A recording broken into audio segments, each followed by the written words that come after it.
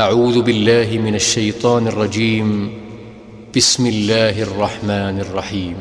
يوم يجمع الله الرسل فيقول ماذا أجبتم قالوا لا علم لنا إنك أنت علام الغيوب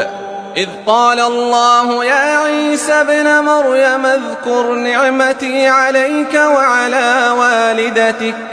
إذ أيدتك بروح القدس تكلم الناس في المهد وكهلا وإذ علمتك الكتاب والحكمة والتوراة والإنجيل وإذ تخلق من الطين كهيئة الطير بإذني فتنفخ فيها فتكون طيرا بإذني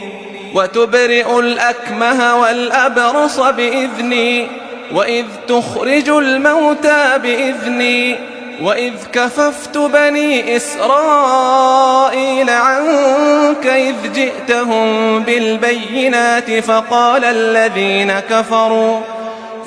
الذين كفروا منهم إن هذا إلا سحر